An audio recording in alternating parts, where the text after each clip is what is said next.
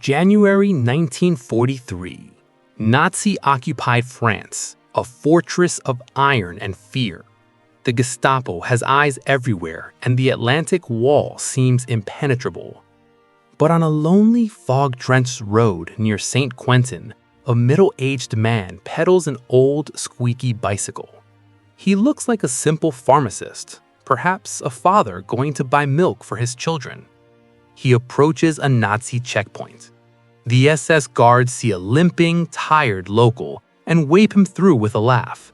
They don't know. Inside that bicycle's frame is a high-powered radio.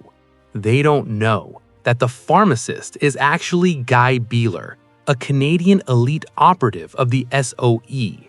He didn't arrive with a battalion of tanks. He dropped from the moon with nothing but a bike and a broken back. Within months, this lone cyclist would single-handedly orchestrate the destruction of over 200 Nazi locomotives, paralyzing Hitler's supply lines. This is the staggering true story of the Ghost of the Shadows, the spy who turned a bicycle into the deadliest weapon of World War II. The making of a master spy does not always begin in a military academy or a dark alley. For Guy Biéler, it began in the quiet, respectable streets of Montreal, Canada. Born in France in 1904, Biéler moved to Canada as a young man, seeking a life of stability. By the time the world was engulfed in the flames of 1939, Biéler was not a young, hot-blooded youth. He was in his mid-30s, a family man with a wife and children, working a steady job for a pharmaceutical company. He was the kind of man you would pass on the street and forget in 5 seconds. And that was exactly why the British Special Operations Executive, the SOE, wanted him. In 1940, the SOE was formed with a secret order from Winston Churchill: set Europe ablaze. They didn't need soldiers who could march in straight lines. They needed thugs and thinkers. They needed men who could blend into a crowd, speak perfect French with the correct local accent, and maintain a lie under the most brutal torture. Biéler was perfect. He was bilingual, highly intelligent, and possessed a poker face that was impossible to read.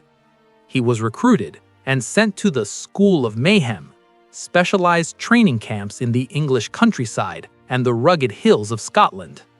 Here, the mild-mannered pharmacist was transformed. He learned the art of industrial sabotage, how to place a walnut-sized piece of plastic explosive on a railway switch to derail a 100-ton train. He learned silent killing, how to use a garrote wire or commando knife to neutralize a sentry in total silence. He learned encryption, the complex world of one-time pads and Morse code frequencies.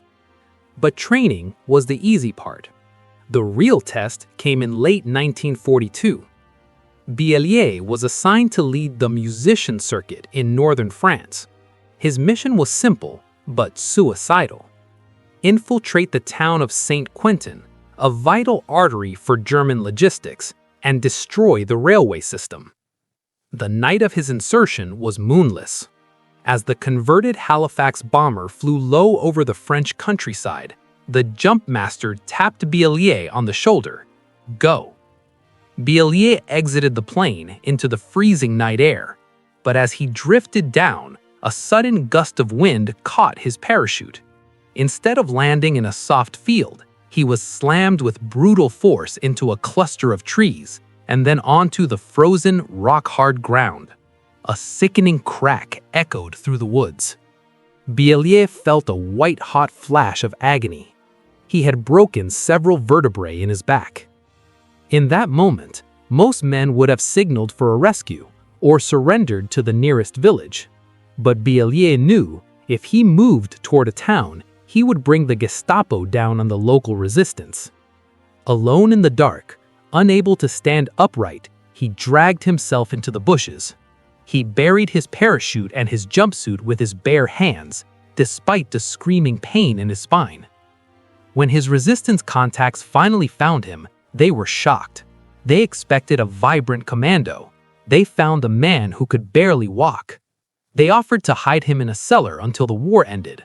Biéler refused. "I have a job to do," he whispered.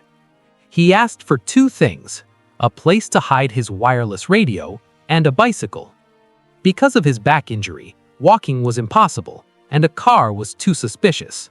A bicycle allowed him to sit while moving, using his legs to propel him through the shadows. It was the perfect cover. For the Nazis, a man with a limp on a bike was a pathetic sight, a non-threat. As he pedaled into St. Quentin for the first time, his back screaming in protest at every bump in the road, Guy Biéler began to build his secret army.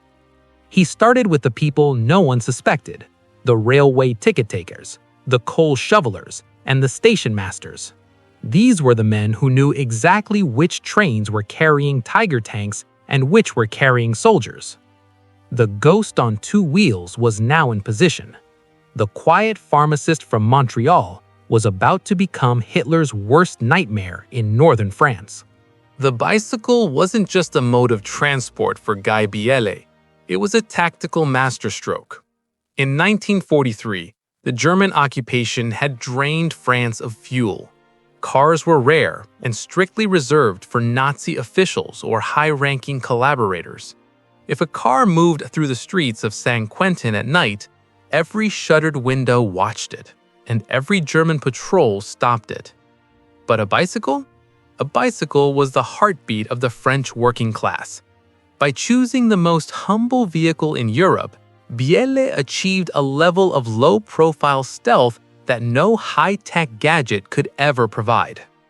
Biéler's daily routine was a masterclass in psychological warfare. He lived in a modest room, posing as a quiet, somewhat sickly local businessman. Every morning, he would climb onto his squeaky, rusted frame, his injured back flinching with every jolt of the cobblestones, and begin his rounds. To anyone watching, he was just a man going to the market or visiting a friend. In reality, he was conducting reconnaissance on the most vital railway hub in northern France. St. Quentin was the jugular vein of the German logistics engine. It was here that the coal from the north met the steel from the east. If Biéler could stop the trains here, he wouldn't just be stopping a few wagons. He would be starving the German war machine across the entire Atlantic Wall. But Biéler didn't believe in the Hollywood style of sabotage. He didn't want to blow up bridges with massive explosions that would alert the entire Gestapo. He practiced what he called the death of 1,000 cuts. He recruited a network of railway workers who became his musicians. These were men who worked under the noses of the Germans every single day. Biéler would meet them in dark alleys or crowded cafes, passing them tiny specialized tools disguised as common items. He taught them the art of the abrasive grease. This was a specialized compound sent from London, a grease mixed with carborundum or diamond dust. The railway workers would swap the standard lubricant on the train axles with this deadly mixture. To the German inspectors, the train looked fine. But 10 miles down the track, the friction would cause the axles to glow white-hot, eventually seizing up and causing the entire locomotive to derail in the middle of a tunnel or on a narrow embankment, blocking the line for days. Biéler's bicycle was his mobile command center. In the front basket, hidden beneath a layer of dirty potatoes or a greasy newspaper, sat his B2 wireless radio. This was a 30-pound suitcase of vacuum tubes and wires. In the 1940s, this was the most dangerous object in France. The Germans used Funkabwehr, radio defense teams, who cruised the streets in vans equipped with directional antennas. They could narrow down a signal to a single city block in less than 30 minutes. Biéler knew the risks. He would pedal to a different safe house every night. He would haul the heavy radio up narrow staircases, his back burning with pain, and string a copper wire antenna across the attic. He would tap out his reports in Morse code. 3 troop trains delayed, 2 fuel tankers destroyed, need more plastic explosives, Guy. He never stayed on the air for more than 20 minutes. The moment the message was sent, he would pack the radio, climb back onto his bike, and disappear into the foggy French night. On several occasions, he pedaled right past the German direction-finding vans. The Nazi operators inside were looking for a high-powered transmitter in a building. They never suspected the man on the bicycle pedaling slowly by their window was the source of the signal. Under Biéler's leadership, the musician circuit became a nightmare for the Third Reich. In one incredible month, they successfully sabotaged over 40 locomotives. The German commanders in the area were furious. They knew they had a master saboteur in their midst. They began offering massive rewards, millions of francs, for any information on the Grand Patron. The pressure began to mount. The Gestapo started conducting street sweeps, stopping every cyclist and searching their bags. Biéler had to get even more creative. He began hiding detonators inside hollowed-out loaves of bread and carrying magnetic clam mines inside the very tires of his bicycle. If he was caught, he wouldn't just be arrested, he would be blown to pieces. But the farm boy grit of his Canadian upbringing kept him going. He wasn't doing this for glory, he was doing it for the boys he knew were preparing for the great invasion across the channel. He was the silent guardian of the tracks, the man who made sure that when the Allies finally landed, the German tanks would have no fuel and no way to reach the coast. However, in the world of shadows, success is a two-edged sword. The more damage Biéler did, the closer the Gestapo came to finding him. And as 1943 turned into the winter of 1944, the musician was about to play his final, most tragic movement.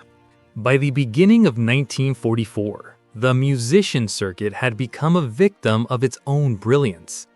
The German High Command was in a state of panic.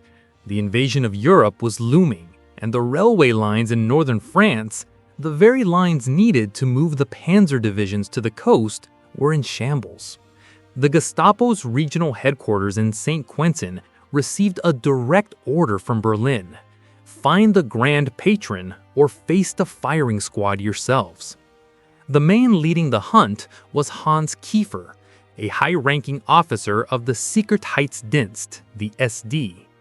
Kiefer was not a mindless thug. He was a brilliant, cold-blooded counterintelligence expert. He realized that the Canadians and the British were outsmarting his patrols. He stopped looking for a soldier and started looking for a ghost. The trap was set, not through a mistake by Biéler, but through the Englandspiel, the England game.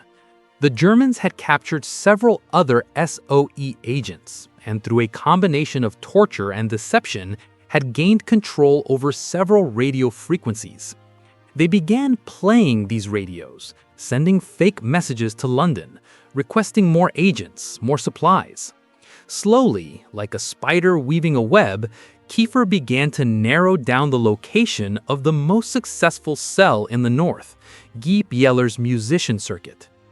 On the afternoon of January 15, 1944, Guy Biéler was at a small cafe, a known letterbox where agents left messages. He had his bicycle leaned against the wall outside, its basket empty, its tires caked in the gray mud of the French winter. He was waiting for his second-in-command, a brave female courier named Yolande Beekman. As Biéler sipped his coffee, he noticed something that made his blood run cold.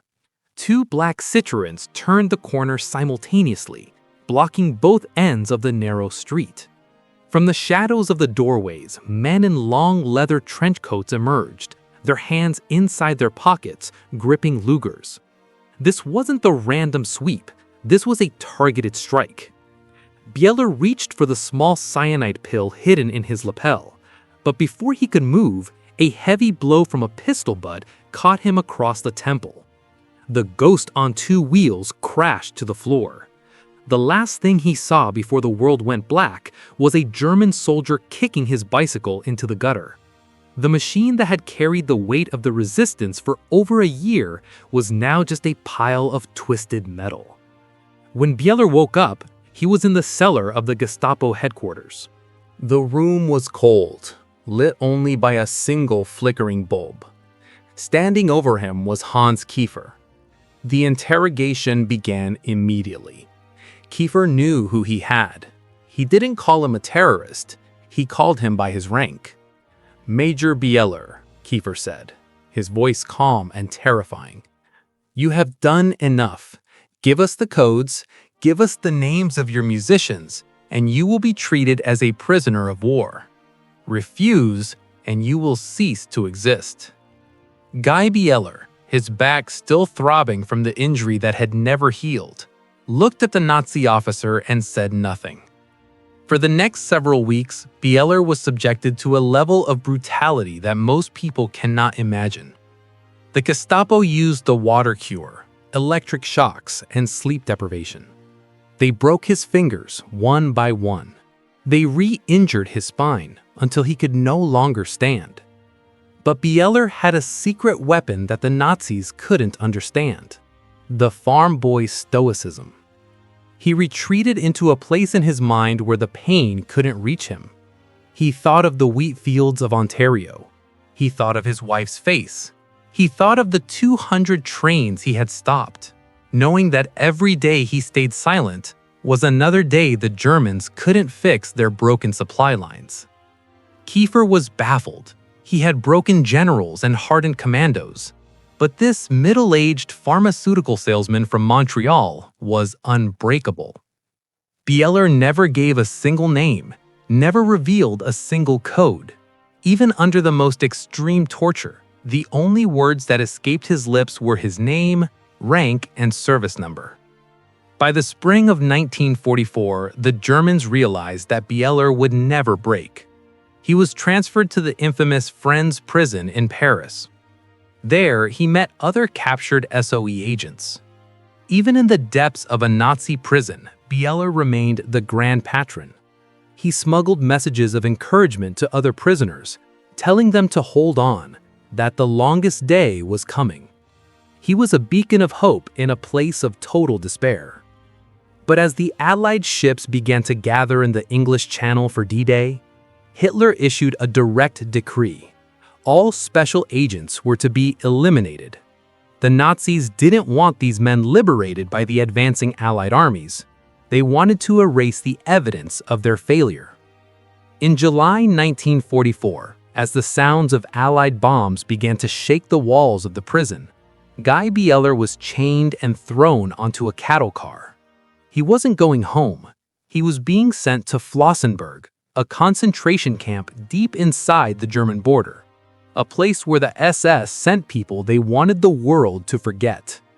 But even as the train pulled away from Paris, Guy Biéler looked through the slats of the wooden car and saw something that brought a smile to his bruised face. On the tracks next to them sat a line of derailed, burnt-out German locomotives. His musicians were still playing. The war on the tracks was won. Flossenbürg was not a prison. It was a factory of death. Located in the remote hills of Bavaria, it was where the Third Reich sent its most dangerous enemies, the ones who couldn't be broken by pain or bought with promises. When Guy Biéler arrived, he was a shadow of the man who had boarded that plane in 1942. His body, a map of scars. His spine, permanently twisted. His face, gaunt from months of starvation. Yet, as he stepped off the transport, his eyes remained the same, calm, observant, unconquered. In the camp, Biéler was classified as a Nacht- and Nebel prisoner, night and fog. The goal? Make him vanish into the mist of history, ensure that no one would ever know his name or his deeds. He was kept in a tiny damp cell in the bunker, the camp's high-security prison block, isolated from the other inmates, but the legend of the Canadian Major spread through the camp like a whisper in the wind. Even the other prisoners, men who had lost everything, felt a surge of pride knowing that a man like Biéler was among them, still refusing to bow. While Biéler sat in darkness, the world outside was exploding. The Allies had broken out of Normandy. Paris was liberated. The very streets of Saint-Quentin where he had pedaled his bicycle were now filled with celebrating crowds and Canadian tanks.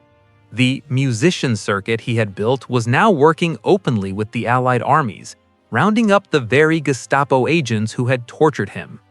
Back in Flossenbürg, the SS commandant, Max Kogel, was receiving frantic orders from Berlin. The Reich was collapsing, but the fanatical core of the SS wanted to complete one final task: the liquidation of the special prisoners. On September 5, 1944, the order came for Guy Biéler. But something strange happened in those final hours. Throughout the war, the SS had treated their captives with nothing but mindless brutality. However, Biéler's conduct during his months of imprisonment had done something impossible. It had earned the genuine, grudging respect of his executioners.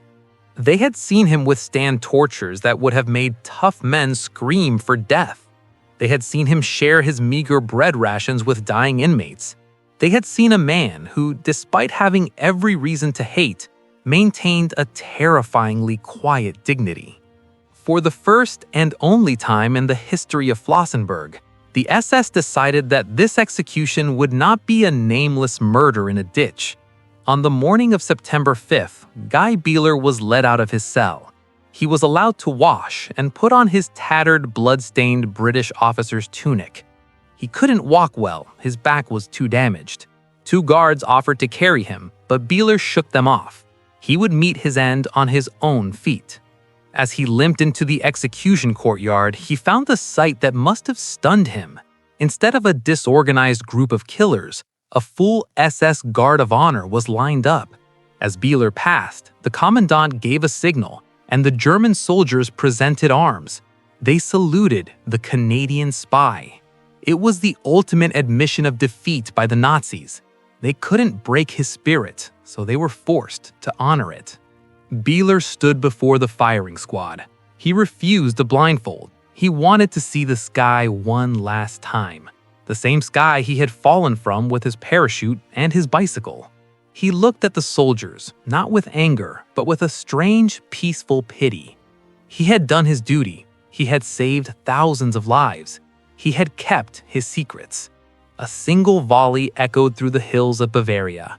Guy Biéler fell, but he died as he had lived, a major of the Canadian Army, a master of the shadows, and the man who never uttered a single word that could hurt his friends. When the war ended in 1945, the story of the musician circuit was slowly pieced together from captured German documents and the testimonies of surviving resistance members. The people of Saint-Quentin were devastated to hear of the death of their grand patron. They remembered the quiet man on the bicycle, the one they had seen every day but never truly known. In 1947, the town renamed one of its primary streets Rue Guy Biéler in his honor. Back in Canada, the government posthumously awarded him the Distinguished Service Order. The citation was short but powerful, noting that his extreme bravery and self-sacrifice were beyond praise. But perhaps the most fitting tribute came from a surviving member of the French resistance who said, "We had many heroes, but Guy gave us something more. He gave us the example of a man who could not be moved. He was our rock, and he did it all while pedaling a squeaky bike." Guy Biéler's sacrifice reminds us that the greatest battles of World War II weren't always won by the loudest guns or the biggest armies. They were won in the quiet attics of Saint-Quentin, in the silent Morse code of a hidden radio, and on the lonely roads where a man with a broken back chose to keep pedaling. He was a husband, a father, a pharmacist, and a spy. But above all, he was the man who looked at the might of the Third Reich and decided that he could stop it, one bicycle rotation at a time. This is the eternal story of Guy Biéler, the Canadian ghost who never spoke, the hero of the shadows. To understand the true magnitude of Guy Biéler's mission, we have to look past the bravery and into the cold, hard numbers of military strategy. In the history of the Special Operations Executive, many agents were dropped into France, but few achieved the surgical precision of the musician circuit. Military historians today point to Biéler's work as the gold standard for asymmetric warfare. The destruction of over 200 locomotives wasn't just a blow to German pride, it was a mathematical disaster for the Wehrmacht. A single locomotive in 1944 could pull 30 to 40 wagons of supplies. By taking out 200 of them, Biéler effectively prevented 6,000 carloads of ammunition, fuel, and reinforcements from reaching the front lines. When Allied soldiers waded onto the beaches of Normandy on June 6, 1944, they were met by German divisions short on shells and tanks bone dry of petrol. Much of that missing equipment was sitting in rusted heaps in northern France, thanks to a man on a bicycle. But why did the SOE choose a bicycle? Beyond the stealth we've discussed, there was a deeper tactical reason. A bicycle is a self-sustaining logistics platform. It doesn't need supply chain. It doesn't need gas, which was rationed and tracked. It doesn't need specialized parts found only in a German garage. It can be repaired by any local blacksmith or even the rider himself with a few simple tools. By using the bicycle, Biéler removed himself from the grid. He was a ghost in the machine, a variable the Germans couldn't track because he left no fuel footprint. This concept of low-tech defeating high-tech is now a fundamental part of Special Forces training. From the jungles of Vietnam to the mountains of Afghanistan, elite units still study the way Biéler and his musicians used the common tools of the local population to dismantle a superior military force. He taught the world that the most effective weapon isn't always the one that makes the most noise. It's the one the enemy doesn't even recognize as a weapon. However, the legacy of Guy Biéler isn't just about gears and grease. It's about the moral architecture of resistance. Biéler knew from the moment he jumped that his chances of survival were less than 50%.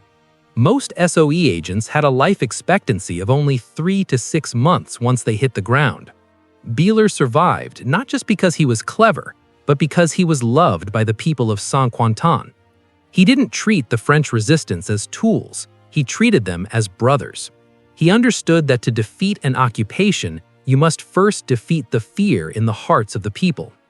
When the locals saw the Grand Patron, a man with a broken back and a limp, pedaling through the streets in defiance of the SS, it gave them the courage to act. He proved that the Germans were not invincible. Every time a train derailed, the myth of Nazi supremacy cracked a little more. Biéler didn't just sabotage trains, he sabotaged the German sense of control. After the war, the Canadian government and the SOE conducted an internal review of the musician circuit. The report was glowing.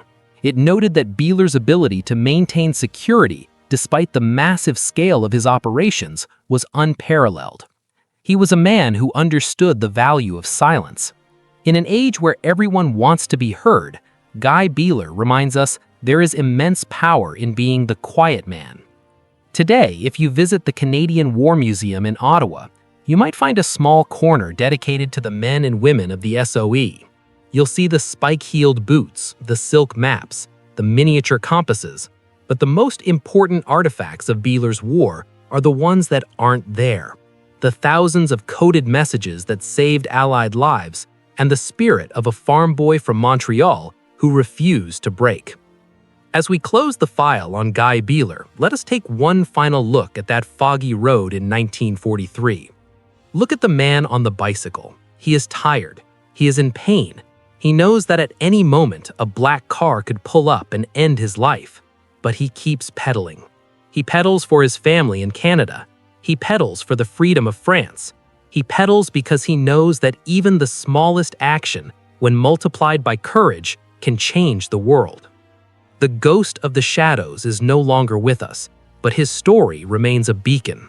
It tells us that no matter how dark the night, no matter how powerful the enemy, there is always a way to fight back. You don't need an army, you don't need a miracle.